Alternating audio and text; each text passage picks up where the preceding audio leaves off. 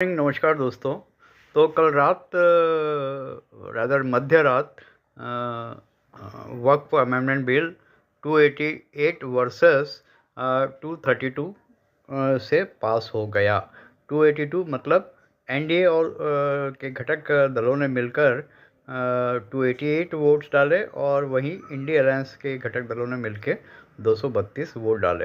तो इस प्रकार एक ये ड्रैकोनियन बिल जो था अस्तित्व में, उसको अमेंडमेंट करके और काफ़ी हद तक ठीक ठाक करके अब इसे लाया गया है।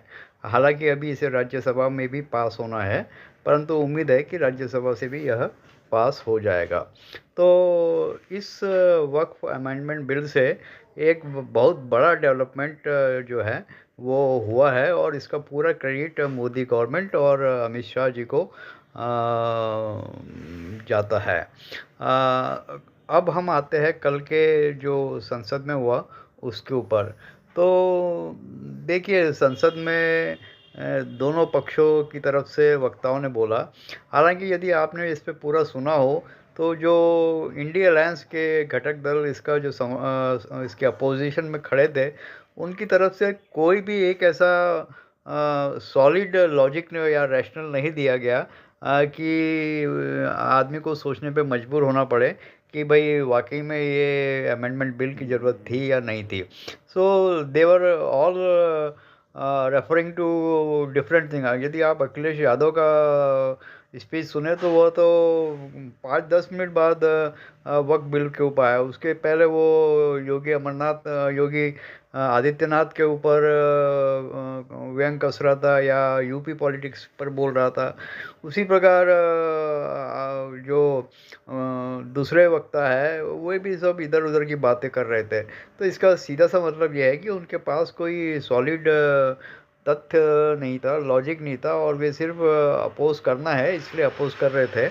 और वो मुसलमान और जो उनका माइनॉरिटी वोट बैंक है उसको बताना था कि हाँ भाई, हम लोग आपके लिए काम कर रहे हैं इस बिल का विरोध करके।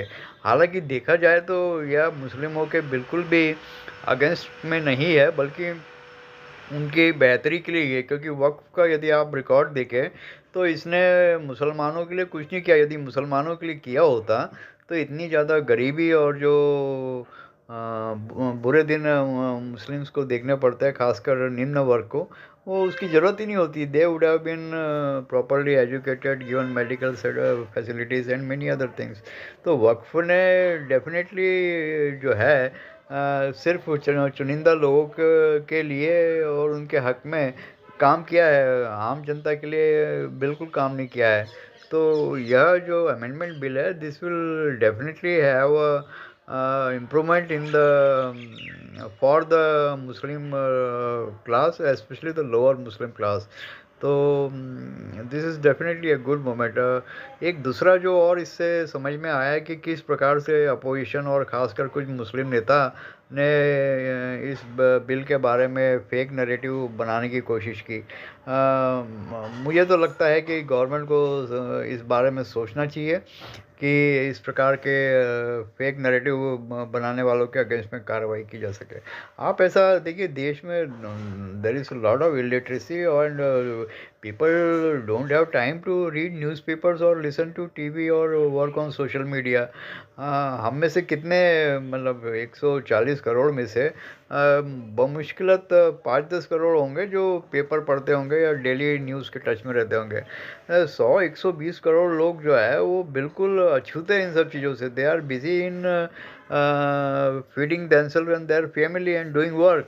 तो इस प्रकार से जो गलत नैरेटिव सेट किया जाता है, जिसका हमने उदाहरण बहुत बार देख चुका है अब, चाहे वो फार्मर्स बिल पे हो या सीएए पे या एनआरसी पे हो या यूपी के इलेक्शन में हो, हर जगह झूठ है। तो ये कांग्रेस को लगता है कि उसे एक ऐसा अस्त्र मिल गया है कि वे लोग चाहे कुछ भी बोले और लोगों को बरगला कर वोट अपना साधे। और वही ये आदमी जो है ओवासी, इसके ऊपर भी नज़र रखना चाहिए। मेरे ख्याल से यह जो है he is living in a very fake world and is trying to be another Jinnah. जिस प्रकार से वो चल रहा है और जिस हिसाब से उसने अभी धमकी भी दी है, और कल वक्फ बिल को फाड़ा भी है, this is highly objectionable and the government must take a note of it and something has to be done. So overall यदि हम देखें तो यह एक पॉजिटिव दिन रहा है कल का, और आज भी उम्मीद है कि राज्यसभा से भी यह बिल जो है पास कर दिया जाएगा. तो आज के लिए इतना ही दोस्तों. Will come more with on this Waqf bill and make a post on that. Thank you. वक्फ का संचालन कानून के हिसाब से हो रहा है, निजी उपयोग के हिसाब से. सैकड़ों साल पहले किसी बादशाह ने दान किया, हमारी भाषा में कहो तो धर्मादा किया. अब इसकी संपत्ति को आप 12,000 रुपये में 5 सितारा होटल बनाने के लिए दे देते हो, ये उचित है क्या भाई? वो पैसा गरीब मुसलमान के कल्याण के लिए करिए, तलाकशुदा महिलाओं के कल्याण के लिए करिए, जो अनाथ बच्चे हैं उसके कल्याण के लिए करिए. मानिए, और ये करने की जगह बेरोजगार मुसलमान युवाओं के लिए स्किलिंग का काम करिए.